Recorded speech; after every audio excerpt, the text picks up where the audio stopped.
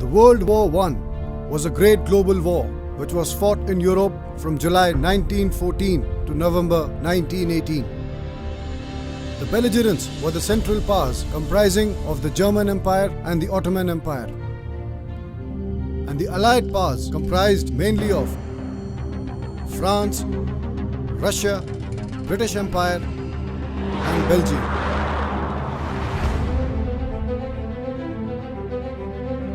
On the 3rd of August 1914, Germany invaded Belgium and Britain subsequently declared war on the Germans. India was under the British colonial rule during the Great War and fought admirably on several theatres subsequently.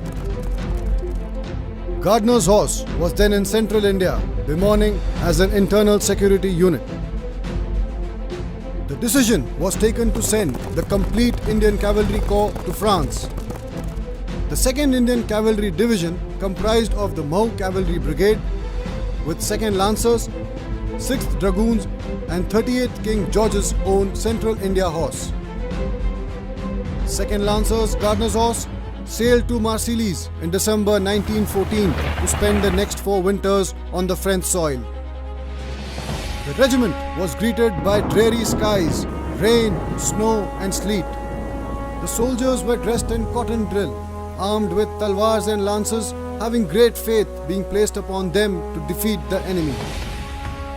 Many a battlefield on the French soil was to testify the gallantry of the Gardner's horsemen. Cambrai, however, was to be the high point of the stay in France. Cambrai was an important supply point for the Germans. Its capture would threaten the rear of the German lines to the north. The British launched an attack on the Germans, and 2nd Lancers was charged as part of the cavalry at Cambrai through a hail of machine gun bullets across the barbed wire fence. Initially, the British achieved a breakthrough with the tanks, but the Germans successfully counterattacked and drove them back.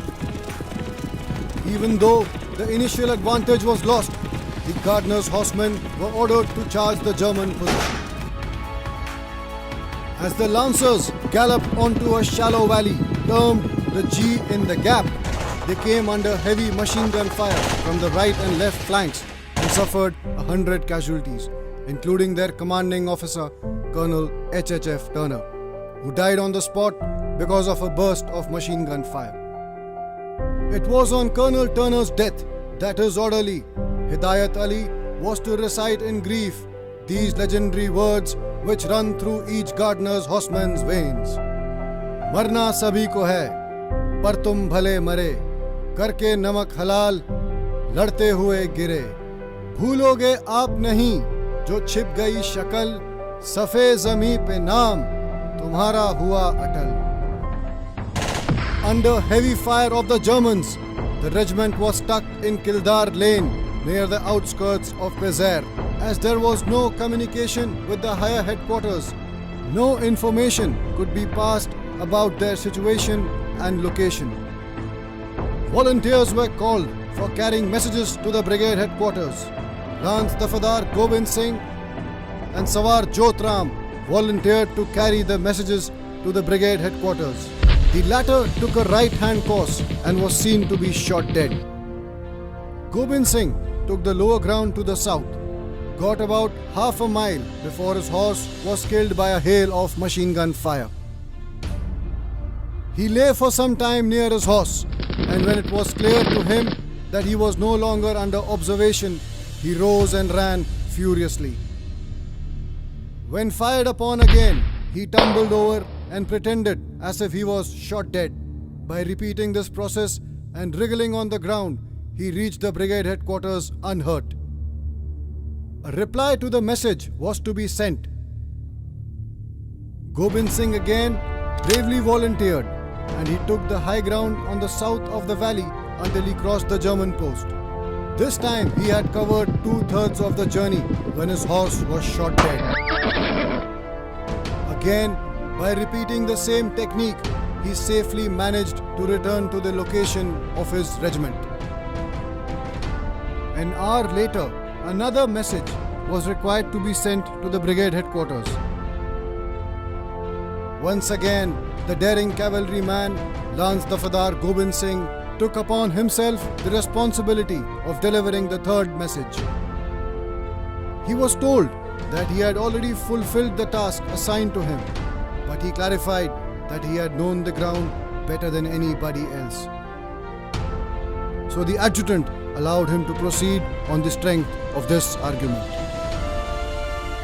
When he was halfway through Effie, his horse was blown into pieces from a direct hit of a shell. But Gobind Singh survived the hit, sprinted on and delivered the message. It should not come as a surprise that he volunteered to carry the message for the fourth time, but he was not allowed to do so. For his splendid and heroic exploit of gallantry, Lance Dafadar Gobind Singh was awarded the coveted Victoria Cross, which is the highest battle honour under the British colonial rule, that is now equivalent to the Param Veer Chakra.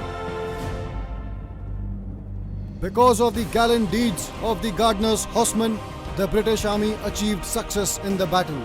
For such acts of daring and bravery, 2nd Lancers was the only Indian cavalry regiment mentioned by name by Field Marshal Sir Douglas Haig in his Cambrai dispatch.